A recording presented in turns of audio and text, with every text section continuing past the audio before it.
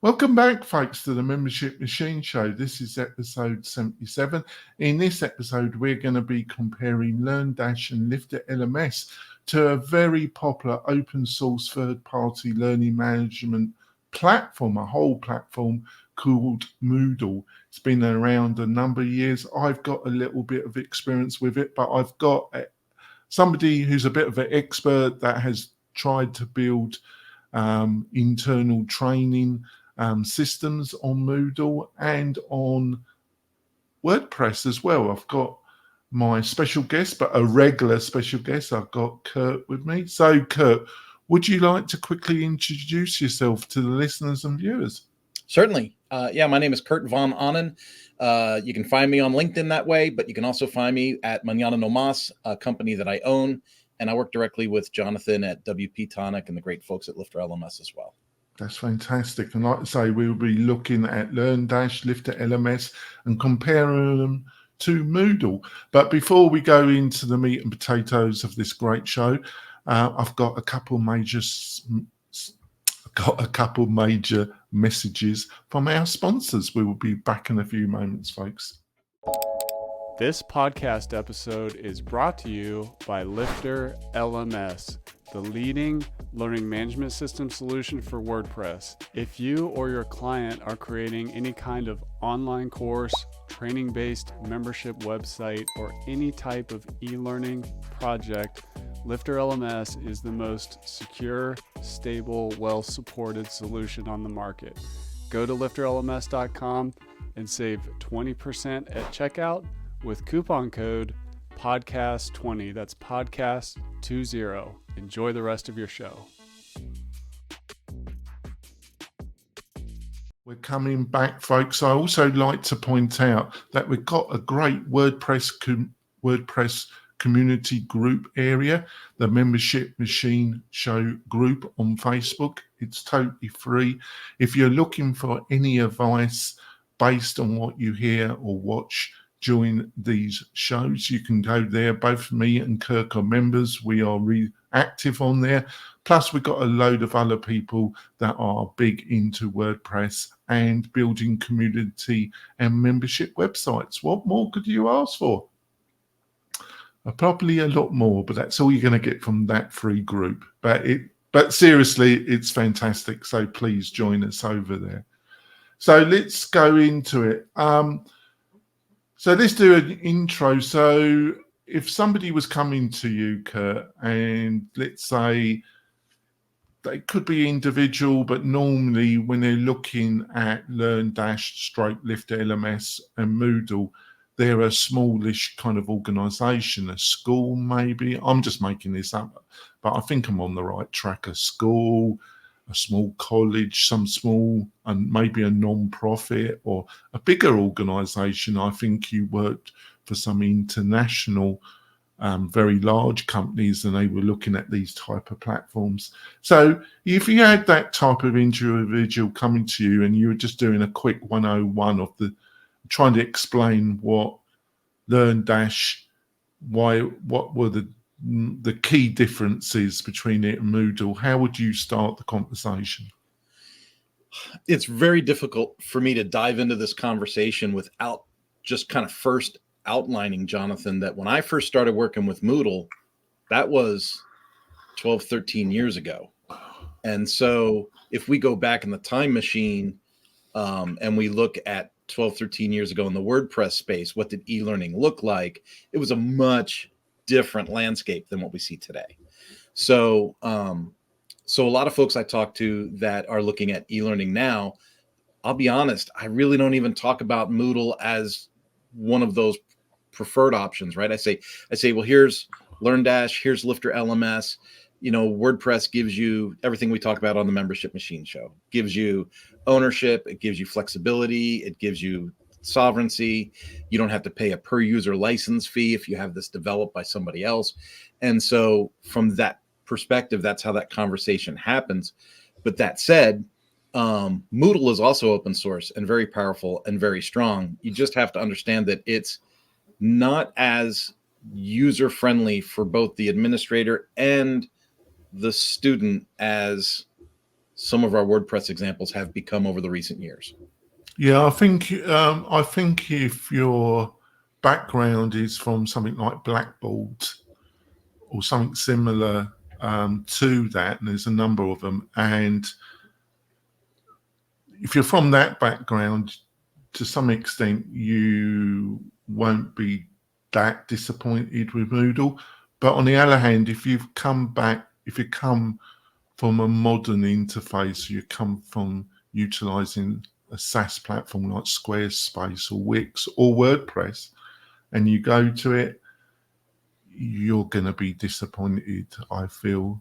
Do you think I'm on the right track? I think you're definitely on the right track, Jonathan. If we point to some of the larger companies that have gone down the Moodle path in the past, and remember, a lot of the custom e-learning platforms that companies have bought into or had made by developers is some kind of reskinned or repurposed Moodle core, right? All right. And so you'll recognize these sites because as the learner, you'll see a beautiful marketing site, you'll see a beautiful sales site, a beautiful, college organizational site. But when you click into the learning, all of a sudden the styling disappears. You get into a very sterile environment, and you typically see like a little light box pop up, and that's where that SCORM material is housed. So SCORM plays like in a little box. Oh, right. So let's stop there, because I think I'm only surmising this, and I'd be really interested in what you think. I think there's really two drivers that drive people to look at Moodle, apart from being recommended and doing research. And one of the reasons I wanted to do this, folks, is that I haven't got the practical knowledge as Kirk has using it. But I have been involved in projects, and I've bidded it on projects where Moodle has been considered. And I think, so it's out there, but one of the problems is that a lot of the information out there about Moodle and about comparing it to WordPress is very out of date, or it's fundamentally factually incorrect. So that's one of the reasons why I wanted to do this, folks. But I think the two drivers, Kurt, is SCORM, and also they provide a mobile app. Yeah. Now, I don't know, but first of all, I don't know what, I think the mobile app, it'll work, but I had to put this in a coherent, understandable way.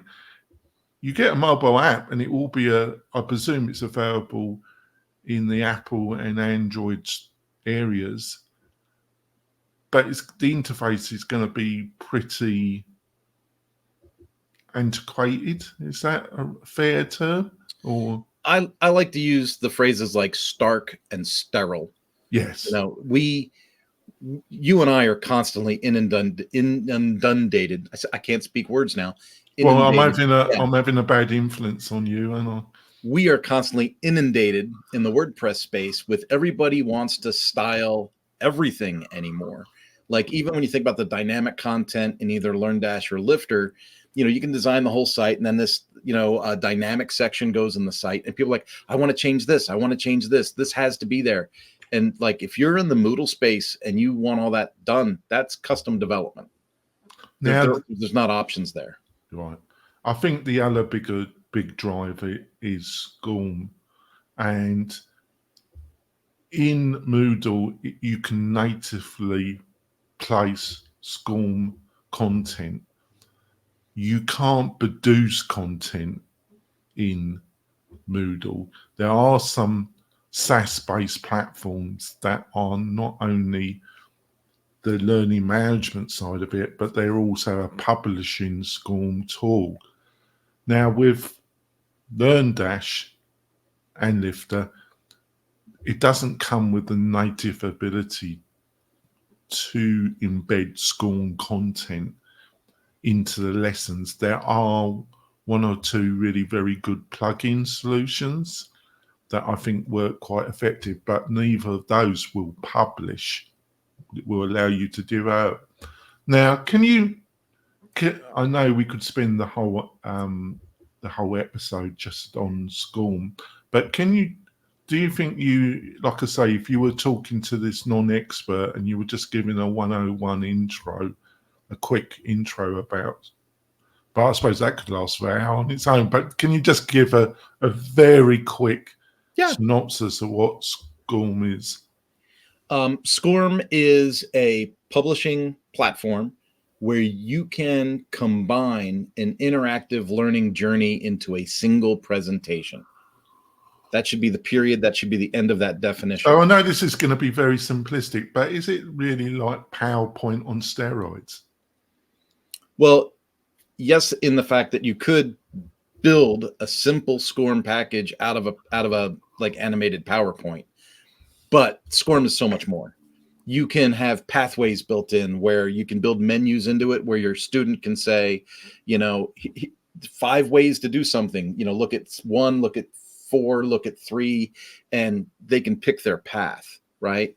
And it's all in one screen. And you can also do activities and interactivities in the presentation. Like you could add true, false questions. You could, click this, fill in this, whatever, as part of the SCORM package, and put the quiz and the testing in the SCORM package. So everything can be delivered in one screen. Whereas if you look at LearnDash and Lifter, you're typically using their course builder to lay out courses and lessons in some type of linear fashion, and people go from one to the next to the next to the next instead of everything being on one screen.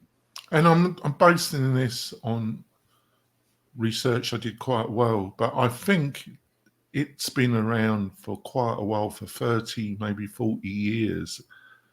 And I think it was developed with the US government, maybe the armed forces, because I think they wanted a mechanism so training could be moved around different departments, and they were having to build requirements from the ground up every time, and there wasn't the ability to transfer from different government and armed forces departments. Do you think I might be on the right track there?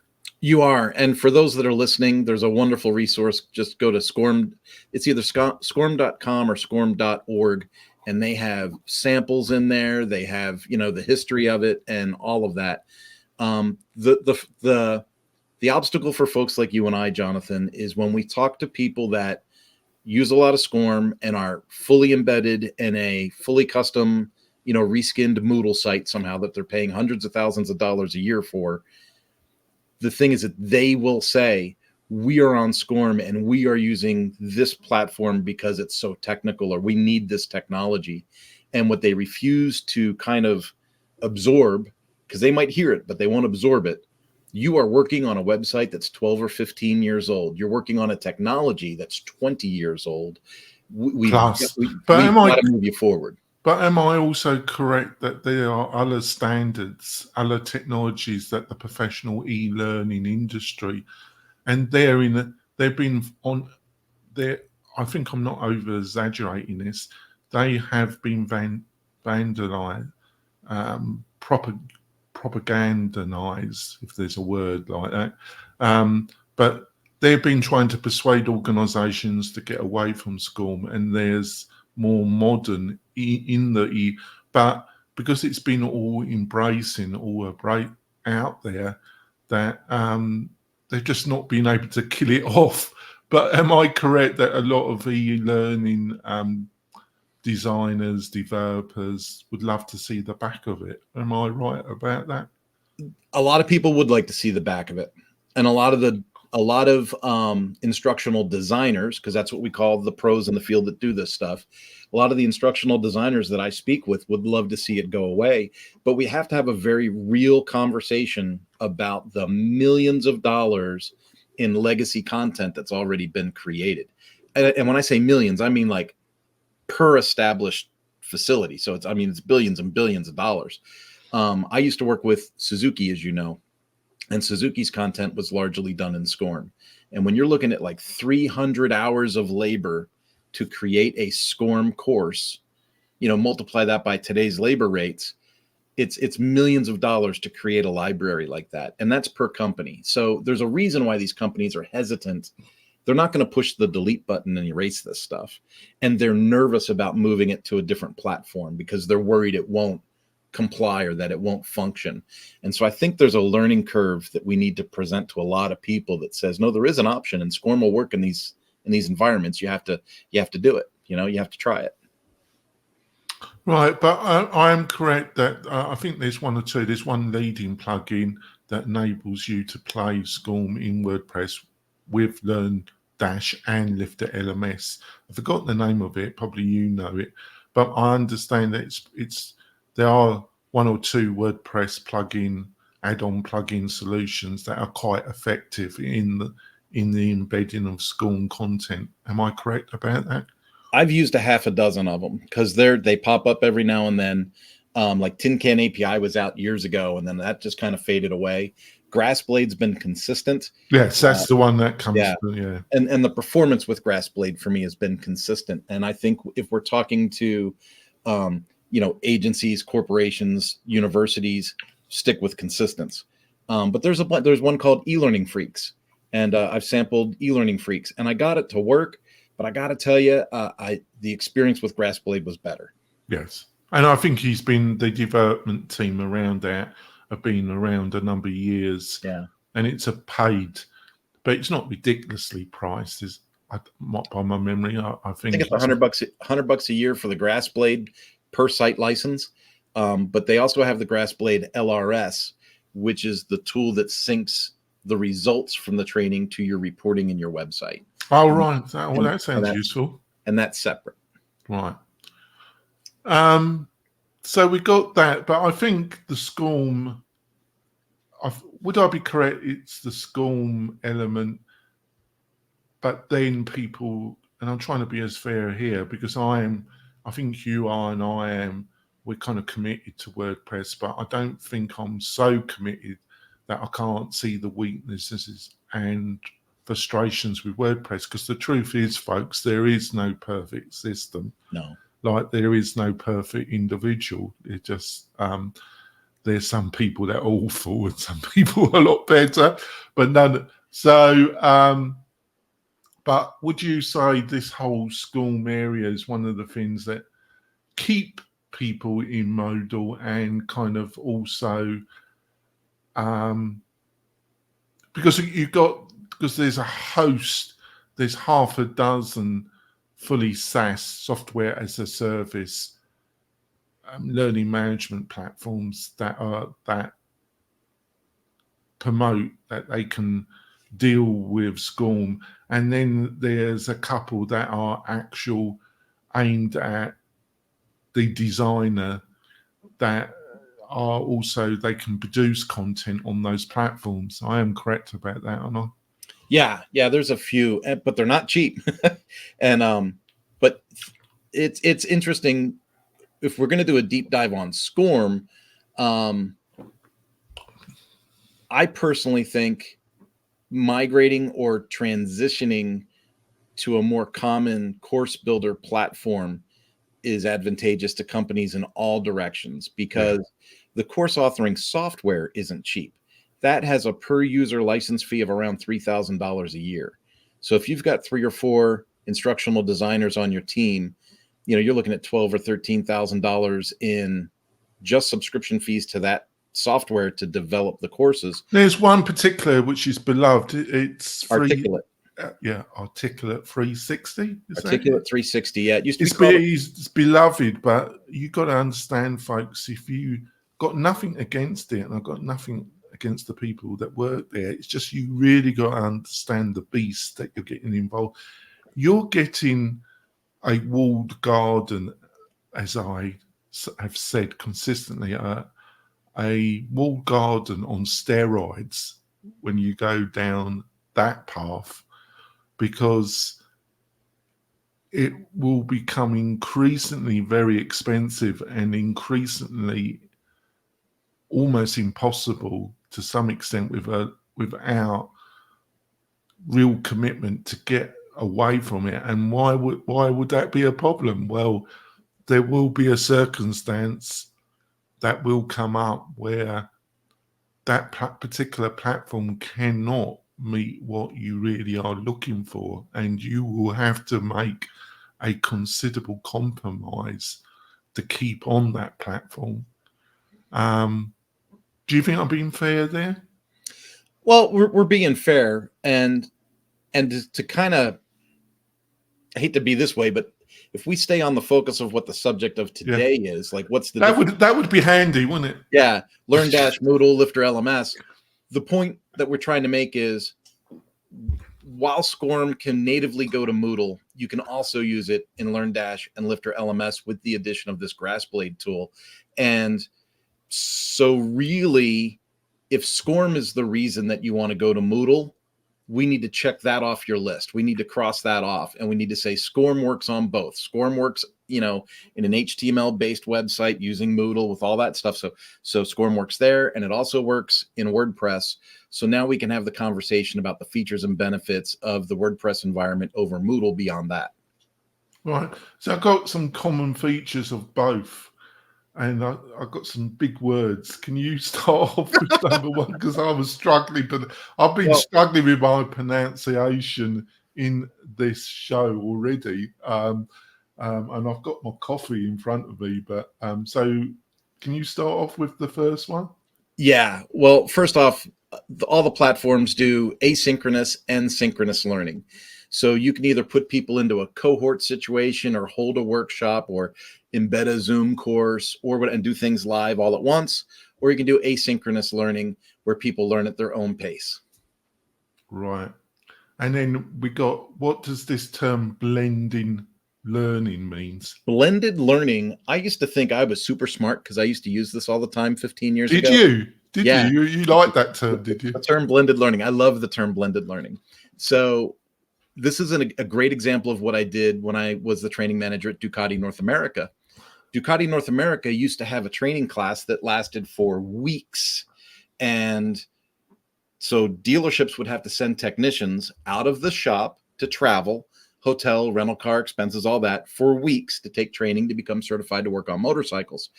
And what I found was a lot of the content got repeated, and a lot of the content was theory where you didn't have to be hands-on with the motorcycles, right? You could learn this stuff before you went to class. And so I would do a prerequisite virtual class that gave all the theory of how to fix a motorcycle. So it gave all the theory up front. And then I converted our in-person training to be just what professionals would call the practicum. The practicum is where, hey, this is a hands-on workshop where we're going to exercise all the theories we taught online, and we're going to verify and validate that you can physically perform, the actions and the duties that were described in the theory courses. And when we did that, we cut the cost of training literally in half, and at the same time certified twice as many technicians that year. So we doubled production, but cut costs by 50%. So blended learning is a great way to do things, but you have to be very strategic and communicate very well to all of your teams what the goals are and why you're doing it. And I think there's a lot of examples of entrepreneurs that gone into the e-learning, the membership, and when they've built traction, this blended model offers enormous benefits to the membership and the ability to legitimately charge more income and become more profitable. So it's a win-win for everybody, isn't it? Absolutely. And blended doesn't necessarily mean in-person hands-on. Blended can be, theory and courses online, learn at your own pace, the asynchronous part of learning, but then feed in like live workshops and masterminds via virtual calls, which would be the synchronous part of your learning. So that's the part of the blend, right? So you don't necessarily have to have people travel. It doesn't have to be in person. But I find that the in-person stuff really cements those relationships that training professionals have gotten used to, and you don't really want to give that up. And then we got learning portals. So how would you describe to somebody what is a learning portal? A really smart person just wrote an article for the WP-Tonic website about portals. So a portal really is just a way for people to sign into a platform, to be a member of, to be recognized in an online arena for a specific purpose. And so a learning portal is just that. Somebody signs in, they have their own, their own grades, their own progress report, their own access to their own courses, and it's like their little space inside the website. I call it a hub. That's a bit like HubSpot. You've got to admit they named it well, HubSpot. I understand that there's whispers that they're selling to Google. If that happens, that'd be the death of HubSpot, because that's where SaaS companies go to die, being bought by Google. I think they buy things to shut them down. They're probably going to artificially intelligentize it to death. I think that's the plan. But Google has not got a great track record of really buying something and really developing it effectively afterwards. It just don't. We've touched the mobile, but I think obviously with LearnDash, I think what we can say extra about that is that LearnDash and Lifter, with modern, you can get a totally usable, responsive environment that meets almost 90% of the needs of people on mobile devices. Would you agree with that? I completely agree. People don't like my bold response when I talk about apps, because people throw that word apps around a lot. But to get real estate on somebody's phone nowadays, because there's such a saturation of apps, it's a real challenge. But you can save any website, to your home screen on a mobile phone, and it still has the icon. It's still one-click access, and that mobile site is completely mobile responsive in these WordPress environments. So you're getting a really good mobile experience, and it fully works. But the phone does have to be connected to some type of internet connection, though, to access the dynamic portions of that content. I think it can be very beneficial at the right moment, in the right point of the journey of the organization or the individual or small group. Yes, but you've got to understand the journey that you're going on, and a lot of people just don't understand the journey. That's one of the benefits of working with WP-Tonic, because we help people understand the journey. We do our best. I think we go beyond the calls of duty in that area. I think we're going to go for a break, actually. We can finish off this list and then move on, see where we go with the second half of the show. I think it's been really fantastic. I've been waffling, but Kurt's managed to rein me in and get me back on subject, because I was going down an alleyway that led nowhere, I felt. Thank you for that. Like I say, we will be back in a few moments, folks. Tired of hosting providers that can't handle high traffic loads? Conversio is here to help. Our platform can handle any amount of traffic, all without slowing down or crashing. With immediate Slack support, performance optimization, and a team that thrives on resolving technical challenges, your e-commerce business is in safe hands. Learn more about Conversio at conversio.com. We're coming back. Just want to point out, I do a great newsletter. It's all about membership WordPress, and it has some latest news stories all combined in a free weekly newsletter written by myself. What more could you ask for?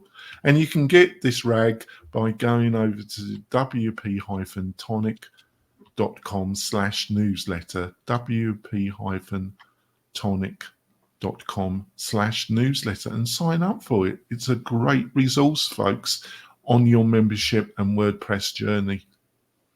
So we're finishing off this week. I went on a bit of a windy road about SCORM, but like I say, I think you touched on it, is yes, a lot of people, when they go on the internet, they read a quick article and it says LearnDash Lifter doesn't support SCORM, but it does, because there's a really fabulous third-party add-on that's been on the market quite a while. Great team, and it works really well.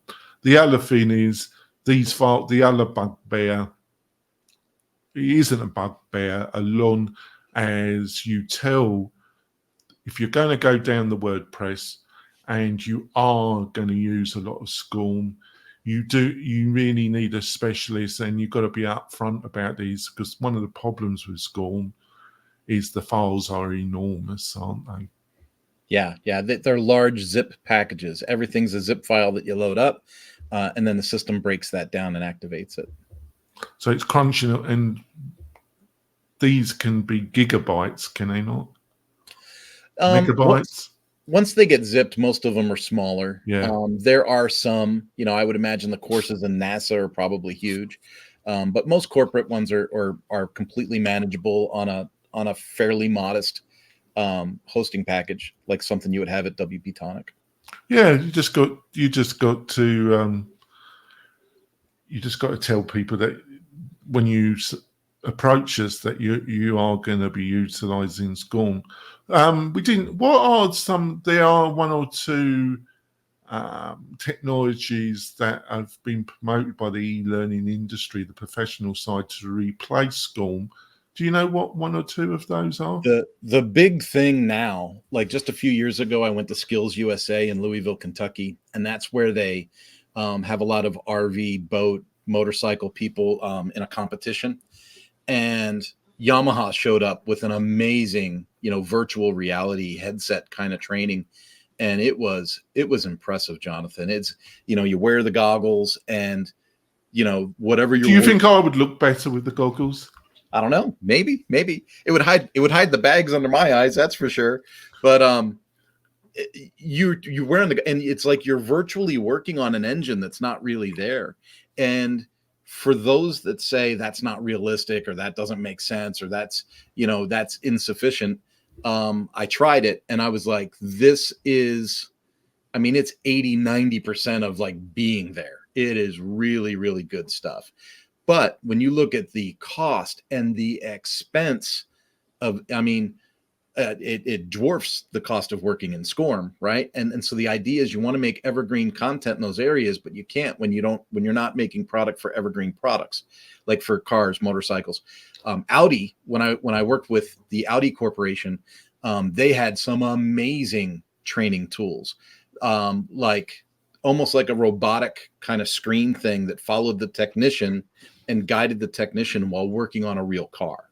Wow. And it had human oversight. So somebody was monitoring the learning in a portal, monitoring the learning. Very German, isn't it? Very German. You will learn. We have a machine that will make you learn. It's very German, isn't it? Sorry, I'm taking. No, it's okay. It's okay. The downfall that I saw with that was, being they were working on a real car, and this thing follows them around and gives them advice and tells them what to do, and then someone in the background oversees it and then says, no, you must do this first, is it really took the critical thinking part of learning out.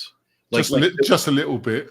Yeah, to me it was a step too far. It was I think you say sometimes a bridge too far. A bridge too far. Yeah, I think it was a bridge too far, because by nature, people in those positions need critical thinking skills so that they can, through the process of elimination, come up with a strategy for repair. And so I think e-learning in general really needs to kind of monitor and strategize how we want to develop people's learning so that we empower them for critical thinking, not just for regurgitation. Now, when it comes to prices, obviously LearnDash for one website license is $199. Obviously, if you want to take payment, they do provide a membership plugin, or you can use a third-party plugin. We provide a lot of choices at WP-Tonic, because actually the third-party plugins are much more established. But probably if you're going to go down that route, you're probably looking at better to look at WooCommerce. Actually, it'll give you the highest level of flexibility possible.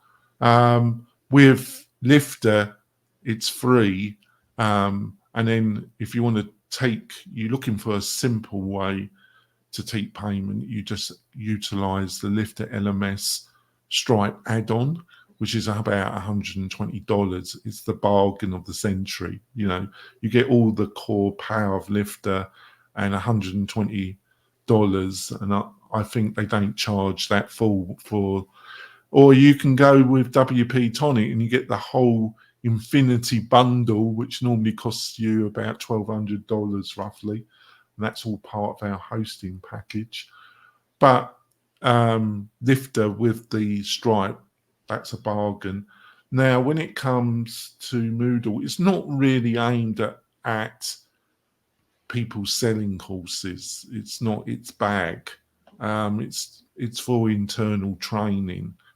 It's not utilizing the startup world metaphor. It's a kind of business to business setup. It's not designed for business to consumer. That comes from the startup world, folks. I hope you're impressed.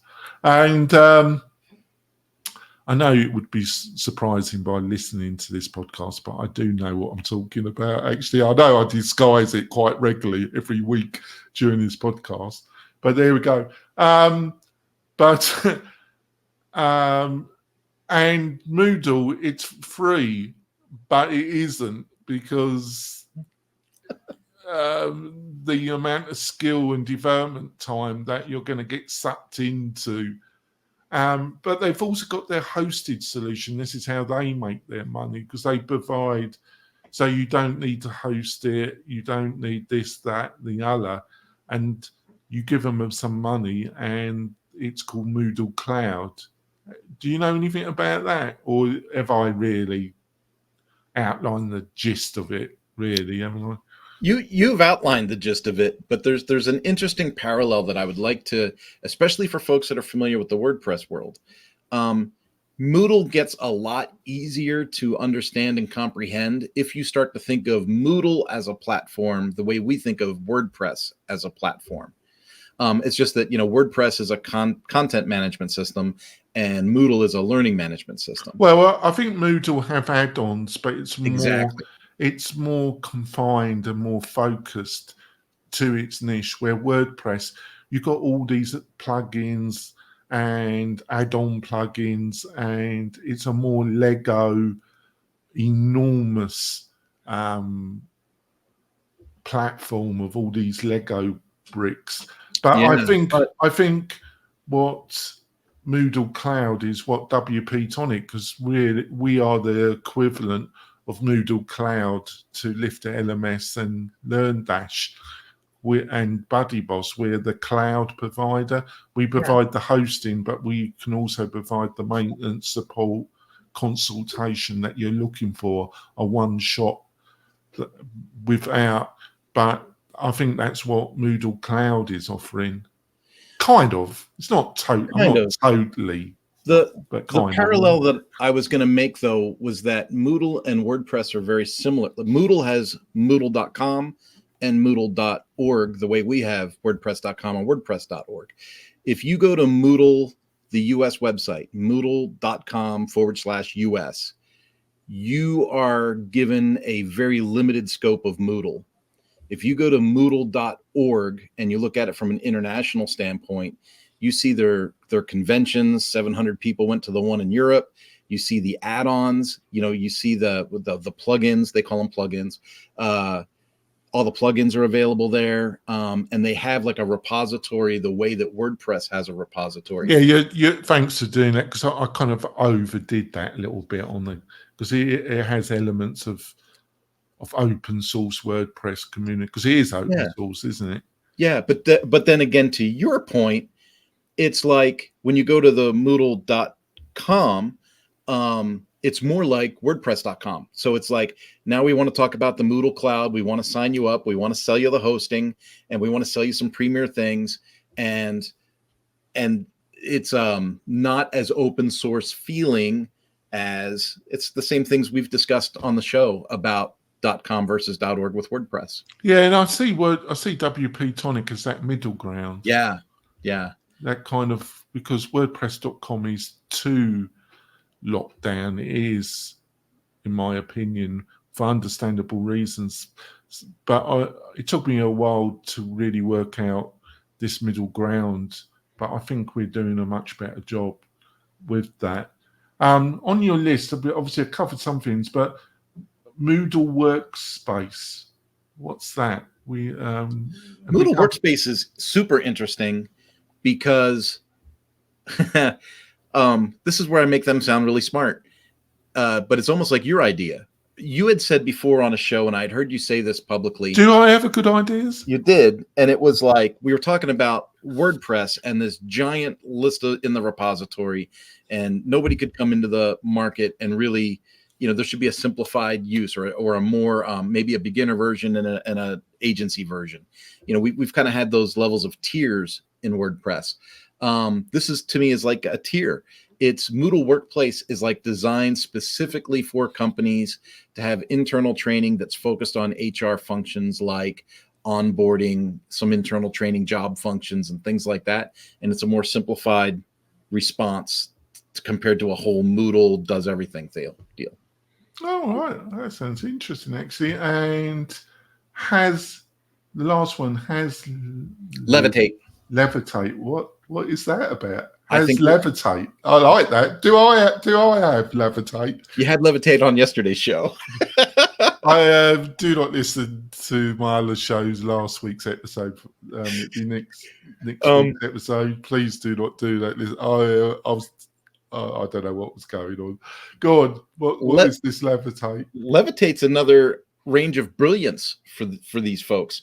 You have to sign up for it separately, but it is an active library of pre-made courses that you can select and add to your site.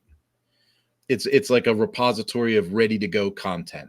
And I got to tell you, every now and then I think, I have hundreds of courses worth of material in my hard drive. And I don't put all that stuff out on my site because, I don't want to overkill things. Well, we were talking about doing that at WP-Tonic in the next couple of months. We've got a platform, and that'd be one of the things that. Yeah. So obviously they've got very different user base. So obviously, but I suppose it provides some broad framework because I think we all suffer from that. Funny enough, I don't, but I have dyslexia, but I never suffered I've known some friends that are fantastic writers, but they've got the white page problem. They find it impossible to get started. Yeah. And I think a lot of people, when it comes to course, they get the white screen or where do we start? So I suppose this helps with moving them forward. Yeah. When you think about the wealth of knowledge that somebody has, a lot of times in course creation, course creators forget where the starter is. So they start halfway through the journey on learning something instead of at the beginning. So sometimes it's good to have a template or a sample that reminds you, like, wait a minute, I got to start at the beginning. I can't skip the first 30% of this journey because people coming in fresh won't be able to pick up halfway. Yeah. I like to end with a couple of insights about the conversations I think you've had recently that I've observed, the conversations I've had. There's been kind of two themes. I think not really listening. I think one of the key things that I've tried to get across with this podcast, folks, and hopefully I have built up a good audience and it's growing, is this concept from the bootstrap startup world and from Rob Rowling, is this minimum viable product concept. And I know you've tried to stress it. You're on a journey, folks. There's different stepping stones, and having a platform that won't entrap you but can meet your requirements at these different stepping stones is fantastic, and that's what you get with WordPress. But on the other hand, trying to skip is a good chance you're going to fall into the river and drown. So I love my metaphors, don't I? I'm the metaphor king, our listeners and viewers. But it's great having the stepping stones and having the pathway and there. But you got to do it by one step at a time. And so many conversations, people have this understandable enthusiasm and they can see the prize. They can see the ring. They can see the ring. But they're trying to jump from one side of the bank to the other without taking the steps. Is this making any sense, or have I gone down cliche road? I'm tracking you. I'm tracking you. So what's your own reflection back on it? Because I think it's been a consistent theme in the conversations for this year and last year.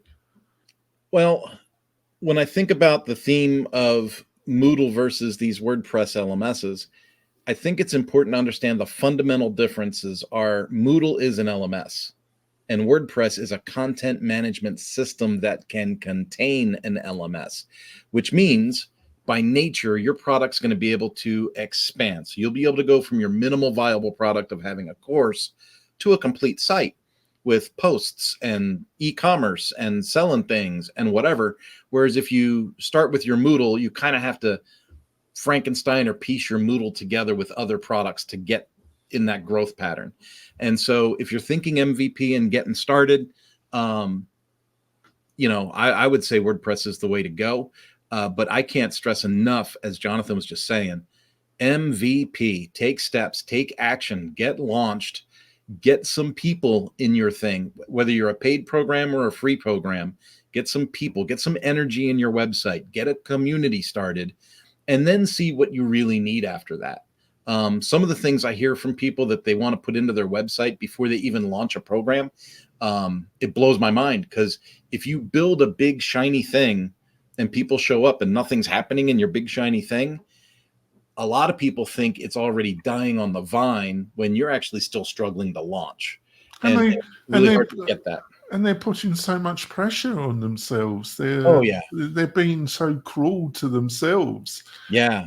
The other thing is people that are from various technical backgrounds, it's to do with expectation.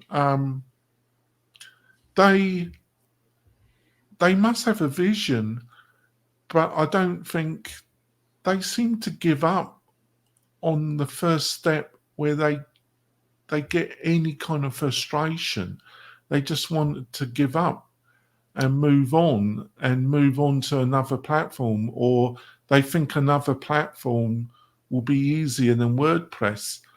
But my experience, and I might be jaded and I might be biased, but I think I'm not one of these individuals that tries and change facts. I change my position based on the facts, where I've observed there is quite a few people that the facts are in front of them, but they want to change the facts, not their position. But there's a load of people that get frustrated very quickly and then want to move to some SaaS platform or some. But my experience of the more feature-rich SaaS platforms is that in some areas they are easier, but on other areas you still will have the struggle, and you then are also dealing with the baggage of the walled garden scenario, as I call it. But they've got this vision that somehow there's going to be a perfect platform, a platform that they won't have to learn and do some work. Why am I being unfair there, Kurt? You're not being unfair. There's a certain level of tenacity that has to be present in every entrepreneur and startup. And when I see people that fail to develop that sense of tenacity, I see people that are going to do the bouncing game and inevitably lead to burnout and failure, which is a horrible message to end the show on. But when we think of... but the thing is, the good news, folks, is it's totally unnecessary. It's unnecessary. Absolutely. Be less cruel to oneself. Be accept the process, accept when you've got great advice that you get from WP-Tonic, and there's other people out there as well. Understand that you're in a process, but also always keep the prize, the ring.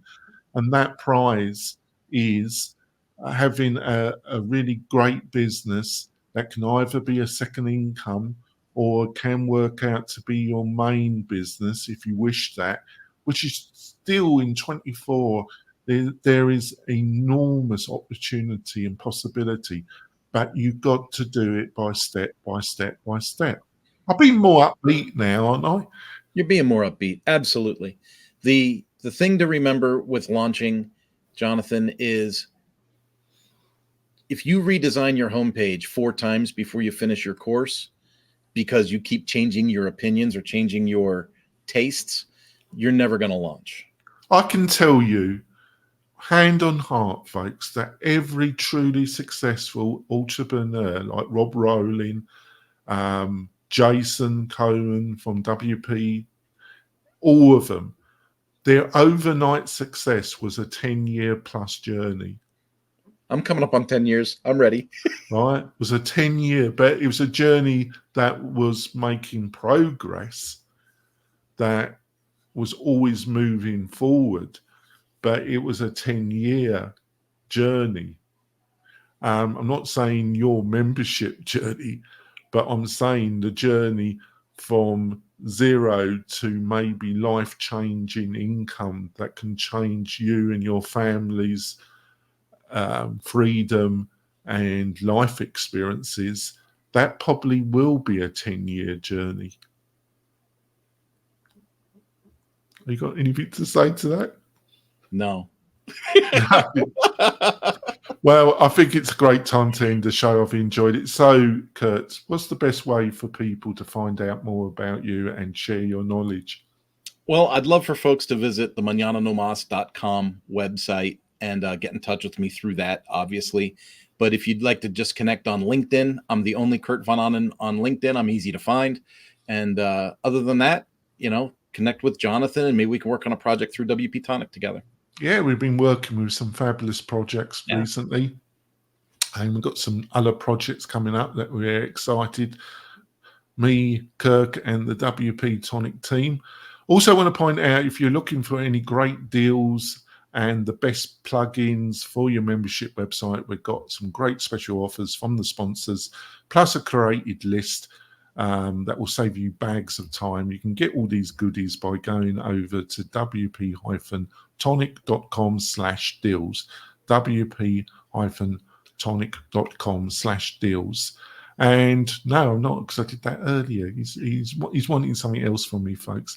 But it's been a great show. We'll see you next week with another great subject, some great insight to help you on your journey. Remember those stepping stones and be less cruel to oneself. We'll see you soon. Bye.